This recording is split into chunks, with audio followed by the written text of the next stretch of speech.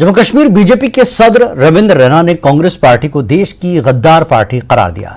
उनका कहना है कि हमारे सिक्योरिटी फोर्सेस के जवानों ने मुल्क के लिए अजीम कुर्बानियां पेश की, लेकिन कांग्रेस उनकी शहादत के सबूत मांगती है।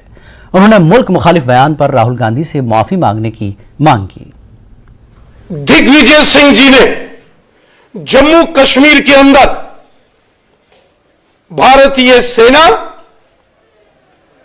और भारतीय वायुसेना के बहादुर जांबाज वीरों का जो अपमान किया, यह नाकाबिले बर्दाश्त है। इसको किसी सूरत में भी बर्दाश्त नहीं किया जा सकता। भारतीय सेना हो, जम्मू कश्मीर पुलिस हो, हमारे पैरामिलिट्री फोर्सेस के जवान हो, या हमारी वायुसेना हो, या हमारी इंडियन नेवी हो, हमारी सेनाओं के बहादुर जवानों ने बलिदान देकर जम्मू कश्मीर में पाकिस्तान प्रायोजित आतंकवाद से जंग लड़ी है। पाकिस्तान प्रायोजित इस आतंकवाद से लड़ते लड़ते वीर गति प्राप्त की है। पूरा देश अपने इन वीर बलिदानी, अपने बहादुर जांबाज वीरों को नमन करता है, सल्यूट करता है अपने वीरों की देशभक्ति को। लेकिन कांग्रेस के नेताओं ने देश का अपमान किया है, भारत माता का अपमान किया।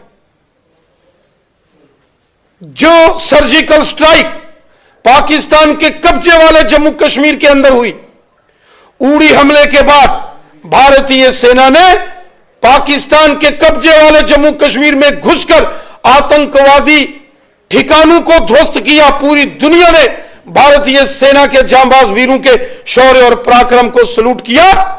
और कांग्रेस के नेताओं को सबूत चाहिए। पुलवामा के आतंकी हमले के बाद भारतीय वायुसेना ने पाकिस्तान के अंदर घुसकर बालाकोट के अंदर एयर स्ट्राइक की। पूरी दुनिया ने वो नजारा देखा कि भारतीय वायुसेना की ताकत, और पाकिस्तान के बालाकोट के अंदर आतंकवादियों के ध्वस्त शिविरों को पूरी दुनिया ने देखा। लेकिन कांग्रेस के नेताओं को सबूत चाहिए। कांग्रेस पार्टी ने हमेशा देश के साथ गद्दारी की है। श्री राहुल गांधी जी को माफी मांगनी पड़ेगी। पूरा भारत जानता है कांग्रेस पार्टी ने हमेशा आतंकवाद, अलगाववाद और पाकिस्तान की मानसिकता रखने वाले तत्वों से हमदर्दी जताई है।